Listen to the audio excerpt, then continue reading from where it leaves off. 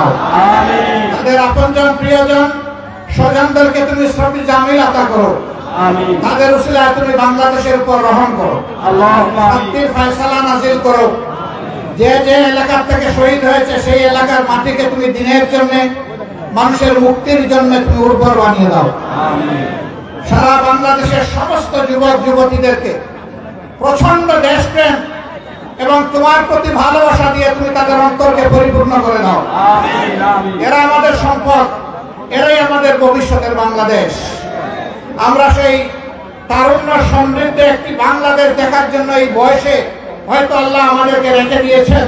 আমাদের সন্তানদের হাতে আমরা একটা নতুন বাংলাদেশ চাই।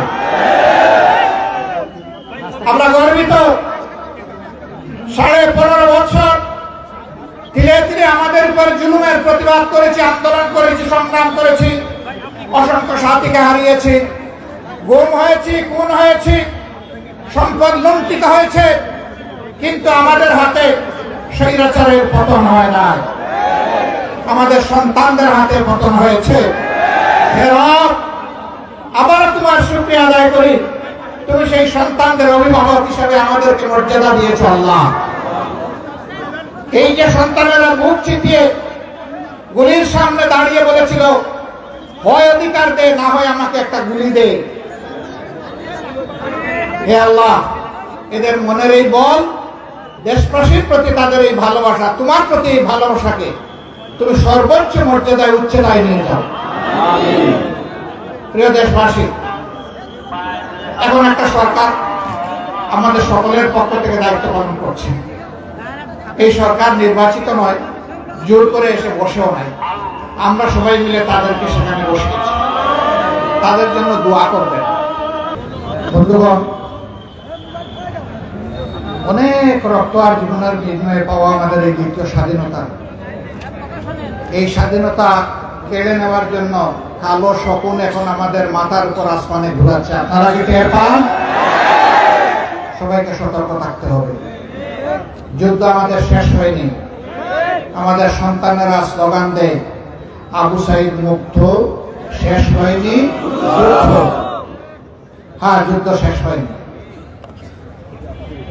যারা আমাদেরকে দাবিয়ে রেখেছিল, জুলুম এবং তাণ্ডব চালিয়েছিল, দেশবাসীকে গোলামীর শৃঙ্খলে আবদ্ধ করেছিল, তাদের প্রেতাত্মারা এখন তর পাচ্ছে। আপনারা সবাই সাবধান থাকবেন তো? কারো পাতা ফাঁদে পা দেওয়া যাবে না। ধৈর্যের পরীক্ষা শেষ হয়নি, আরো ধৈর্য আমাদেরকে ধরতে হবে। তারপরেও এদেশের দুশ্মন যারা, তাদেরকে কোনো সুযোগ দেওয়া যাবে না ইনশাআল্লাহ। আমরা দল ধর্ম নির্বিশেষে সবাই মিলে বাংলাদেশি, আমরা সবাই মিলে এখানে মর্যাদার সাথে থাকবো ইনশাআল্লাহ। এবং কোন মতলববাজদেরকে আমরা মতলব হাসিল করতে দেব না।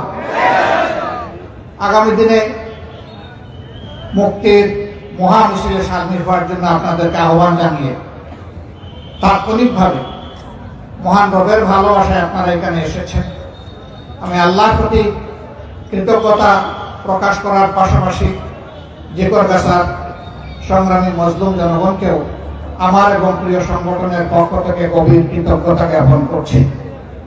আল্লাহ তাআলা আপনাদের মর্যাদা বাড়িয়ে দিন। আল্লাহ তাআলা এই মাটিকে দিনের জন্য কবুল করুন। এই মাটিতে যাদের রক্ত ঝরেছে, যারা শহীদ হয়েছে, পঙ্গু হয়েছে, আহত হয়েছে, আল্লাহ তাদের বিনিময়ে এই মাটির উপর রহম করুন।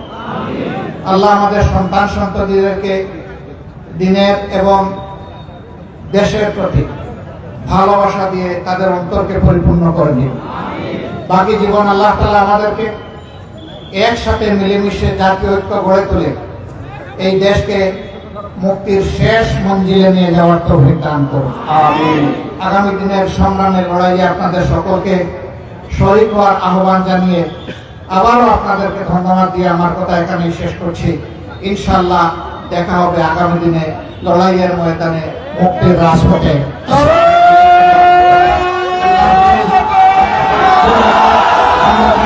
ইসলামী